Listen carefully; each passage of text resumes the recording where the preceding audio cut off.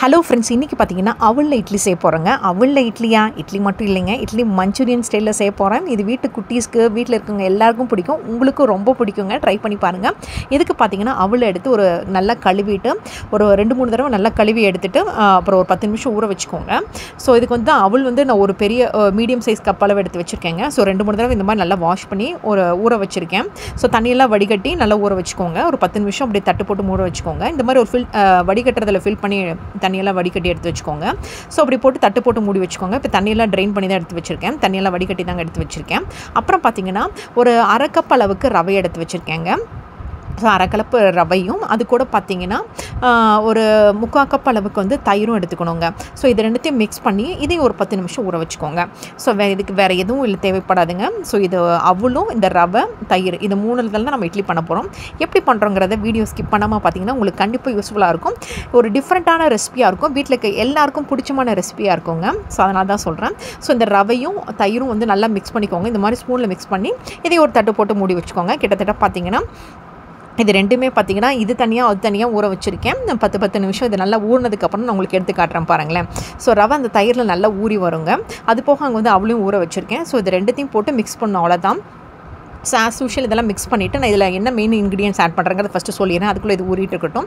இதுக்கு பார்த்தீங்கன்னா என்னென்ன பொடி யூஸ் பண்ணுறேன்னா வரமிளகாத்தூள் 1 டேபிள் ஸ்பூனுங்க, அப்புறம் சாம்பார் மிளகாத்தூள், அப்புறம் வந்து பார்த்திங்கன்னா 1/2 டேபிள் ஸ்பூன் உப்பு, 1/2 டேபிள் ஸ்பூன் பெருங்காயத்தூள், அப்புறம் கடைசியாக வந்து ஒரியோகனோ பவுடர் ஆட் பண்ணுறேங்க. நீங்கள் இல்லைன்னா ட்ரை சில்லி ஃப்ளேக்ஸ் கூட ஆட் பண்ணிக்கோங்க. உங்களுக்கு காரம் ரொம்ப பிடிக்காதுன்னா இந்த அளவு கம்மி பண்ணிக்கோங்க. 1/2 டேபிள் ஸ்பூன் சாம்பார் தூளும் 1/2 டேபிள் ஸ்பூன் வந்து வரமிளகாத்தூளும் ஆட் பண்ணிக்கோங்க. நான் ஊற வச்ச அவல் அளவு வந்து கொஞ்சம் நிறையா இருக்கனால இந்த மிளகாத்தூள் வந்து கொஞ்சம் அதிகமாக ஆட் பண்ணியிருக்கேன். அப்புறம் தாளிக்கிறதுக்கு வந்து கடுகு 1/2 டேபிள் ஸ்பூன், சீரகம் 1/2 டேபிள் ஸ்பூன், அப்புறம் பச்சை மிளகா 2 பச்சை மிளகா தாங்க, அதை நடுவில் கீறி வச்சுருக்கேன். ஸோ நான் சொன்ன மாதிரி அவல் அளவு ஜாஸ்தியாக இருக்கனால இந்த பொடி அளவெல்லாம் அந்த 1 டேபிள் ஸ்பூன் போட்டிருக்கேன். உங்களோட அவல் அளவு கம்மியாக இருந்துச்சுன்னா மறக்காமல் கொஞ்சம் கம்மி பண்ணிக்கோங்க. அது இல்லாமல் வீட்டு குட்டீஸ்க்கு காரம் அவ்வளோவா பிடிக்காதுன்னா இந்த 1/2 டேபிள் ஸ்பூன் மட்டும் ஆட் பண்ணிக்கோங்க. இப்போ பார்த்தீங்கன்னா 10 நிமிஷம் கழிச்சு நான் இது ரெண்டுத்தையும் மிக்ஸ் பண்ணி எடுத்து வச்சுருக்கேன்.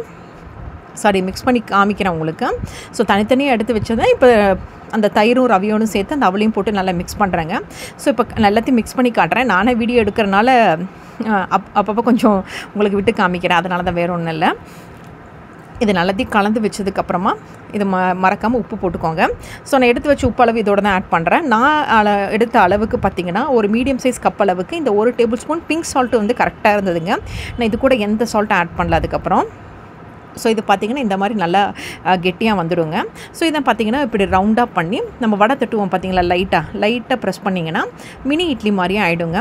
இதை குட்டீஸ் பார்த்திங்கன்னா மினி இட்லின்னு தான் நினைப்பாங்க. அவள்னா கொடுத்தா சாப்பிடவே மாட்டாங்க. பட் இப்படி செஞ்சு கொடுத்தா அம்மா மினி இட்லியான்னு எங்கள் வீட்டு குட்டீஸ் எல்லாமே விரும்பி சாப்பிட்டாங்க. வித்தியாசமாக இருக்குமா அப்படின்னாங்க, அடிக்கடி செய்யுமான்னு சொன்னாங்க. ஸோ அதனால தான் உங்களுக்கும் நான் இதை காமிக்கிறேன். ஸோ குட்டீஸ்க்கு பார்த்திங்கன்னா இந்த மாதிரி ஸ்நாக்ஸ் பண்ணி கொடுக்கலாம், அல்லது டிஃபன் பாக்ஸ்க்கு இந்த மாதிரி பண்ணி கொடுத்திங்கன்னா கண்டிப்பாக விரும்பி சாப்பிடுவாங்க. இப்போ பார்த்தீங்கன்னா இட்லி தட்டில் கீழ் தட்டும் மேல் தட்டும் எடுத்து வச்சுருக்கேன். நான் சொன்ன மாதிரியே தண்ணி நல்லா கொதிச்சதுக்கப்புறமா இதை எடுத்து வைங்க. அப்போ தான் சீக்கிரம் பாயில் ஆகும். இது எவ்வளோ நேரம் பாயில் ஆகணும்னு பார்த்தீங்கன்னா கிட்டத்தட்ட ஒரு 10 நிமிஷம் பாயில் ஆகணுங்க. ஸோ 10 நிமிஷம் பாயில் ஆனதுக்கப்புறம் நான் அதை எப்படி தாளிக்கங்கிறதையும் உங்களுக்கு காட்டுறேன். ஸோ இது நல்லா 10 நிமிஷம் பாயில் ஆனதுக்கப்புறம் இதை நல்லா ஆற வச்சு தான் நம்ம திரும்பவும் போட்டு அந்த பொடியெல்லாம் போட்டு மிக்ஸ் பண்ணணும். ஸோ நான் கீழே இருக்கிற தட்டையும் வச்சுட்டு மேலே இருக்கிற தட்டையும் வச்சுட்டேங்க இப்போது. ஸோ இந்த போஹா இட்லி பார்த்திங்கன்னா குட்டீஸ்க்கு ஒரு டிஃப்ரெண்ட்டான இதாக இருக்கும். ஸோ நம்ம நார்மலாக பண்ணுற மினி இட்லி பொடி இட்லி விட இது கொஞ்சம் டிஃப்ரெண்ட்டாக இருக்கும். ஸோ பொதுவாகவே குட்டீஸ்க்கு இந்த மினி இட்லி பொடி இட்லினா ரொம்ப பிடிக்கும் இல்லைங்களா, டெய்லியும் சாம்பார் இட்லி கொடுக்குறத விட. ஸோ இந்த போஹா இட்லி எங்கள் வீட்டு குட்டீஸ் இட்லின்னு தான் நினச்சி சாப்பிட்டாங்க. நான் இப்போ வரைக்கும் அதை ரிவீல் பண்ணவே இல்லை அது போஹா இட்லின்னு. ஸோ இது பார்த்திங்கன்னா நல்லா ஸ்டீம் ஆகி வந்துருச்சுங்க ஒரு 10 நிமிஷத்தில். ஸோ இப்போ பார்த்திங்கன்னா இப்போ நம்ம ஒரு 1 டேபிள் ஸ்பூன் கடாயில் எண்ணெய் ஊற்றிருக்கேங்க. வீட்டில் யூஸ் பண்ணுற சமையல் எண்ணெய் தான் யூஸ் பண்ணியிருக்கேன். இது நல்லா வந்து 1-2 டேபிள் ஸ்பூன் உங்கள் அளவுக்கு தகுந்த மாதிரி நீங்கள் ஊற்றிக்கோங்க. இப்போ தாளிக்கிறதுக்கு வச்சுருக்கிறதெல்லாம் ஃபஸ்ட் ஆட் பண்ணிக்கிறேங்க. ஆஸ் யூஷுவல் பார்த்திங்கன்னா கடுகு நல்லா பொரிஞ்சதுக்கப்புறம் சீரகம், அப்புறம் பச்சை மிளகா பார்த்திங்கன்னா நான் கீறி வச்சுருந்தேன் பார்த்தீங்களா, தட் மீன்ஸ் நறுக்கி வச்சுருந்தேன் ஒரே பச்சை மிளகா தாங்க, அது குண்டாக இருக்கிறனால உங்களுக்கு அது நாளாக தெரியுது. ஸோ 2 பச்சை மிளகா தான் அப்படி நான் இதாக கட் பண்ணி வச்சுருக்கேன். ஸோ இப்போ பார்த்தீங்கன்னா கடுகு நல்லா பொரிஞ்சதுக்கப்புறம் சீரகம் பச்சை மிளகா எல்லாத்தையுமே ஆட் பண்ணிக்கிறேன். ஸோ இதெல்லாம் போட்டு நல்லா வணக்கிக்கோங்க. இதெல்லாம் வணக்கினதுக்கப்புறம் அந்த எல்லா பொடியும் ஆட் பண்ணுங்க. வரமிளகாத்தூள், அப்புறம் சாம்பார் தூள், அப்புறம் மறக்காமல் பெருங்காயத்தூளும் ஆட் பண்ணிக்கோங்க. ஸோ இதெல்லாம் போட்டு அந்த எண்ணெயில் நல்லா மிக்ஸ் பண்ணோடனே நம்ம ஆற வச்சுருந்தோம் பார்த்தீங்களா அந்த அவல் மினி இட்லி, அதையும் போட்டு மிக்ஸ் பண்ண வேண்டியதாங்க, வேறு ஒன்றும் இல்லை. கடைசியாக ஒரியோகனோவும் கொத்தமல்லி புதினாவும் தலையும் போட்டு எடுத்திங்கன்னா சும்மா கலர்ஃபுல்லாக இருக்கும், பார்க்குறக்கே டிஃப்ரெண்ட்டாக இருக்கும். இது வந்து செம்மையாக இருக்குங்க. நான் சொன்ன மாதிரி கார அளவு மட்டும் கரெக்டாக போட்டுக்கோங்க. ரொம்ப காரமாக இருந்தால் குட்டி சாப்பிட மாட்டாங்க. ஸோ அளவுக்கு தகுந்த மாதிரி காரத்தை மட்டும் கூட்டியோ குறைச்சோ போட்டுக்கோங்க. ஸோ இப்போ இந்த எல்லா அவல் இட்லியும் நான் உங்களுக்கு இதில் எடுத்து போட்டு காட்டுறேன். இதில் போட்டு மிக்ஸ் பண்ணி காட்டுறேன் பாருங்களேன், செம்மையாக இருக்கும்.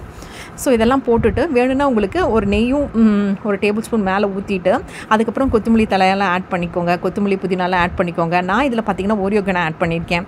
ஸோ இந்த மாதிரி கொடுத்திங்கன்னா கொஞ்சம் மசாலா மினி இட்லி மாதிரி இருக்கும், செம்ம சூப்பராக இருக்குங்க. ட்ரை பண்ணி பாருங்கள். நான் ட்ரை பண்ணி பார்த்தேன், எங்கள் வீட்டில் எல்லாேருக்கும் ரொம்ப பிடிச்சிச்சு. மேலே நெய் நான் தட்டில் வச்சு ஊற்றி காமிச்சேன், ஊற்றி கொடுத்தேன். நானும் டேஸ்ட் பண்ணி பார்த்தேன், செம்ம சூப்பராக இருந்துச்சு, டிஃப்ரெண்ட்டாக இருந்துச்சு. இது நான் சொல்கிறத விட நீங்கள் ட்ரை பண்ணி பார்த்து கமெண்ட் செக்ஷனில் மறக்காமல் சொல்லுவீங்க. நான் சொன்ன ரெசிபியெல்லாம் மறக்காமல் விடாமல் இதே அளவு போட்டிங்கன்னா கரெக்டாக இருக்கும். இப்போ நான் டேஸ்ட் பண்ணி பார்த்தேங்க, செம்ம சூப்பராக இருந்துச்சு. இதை நான் சும்மா பேரளவுக்கு சொல்லிங்க, நிஜமாலுமே சூப்பராக வந்துருந்துச்சு. நீங்களும் ட்ரை பண்ணி பார்த்து மறக்காமல் சொல்லுங்கள் கமெண்ட் செக்ஷனில். தேங்க்ஸ் ஃபார் வாட்சிங்.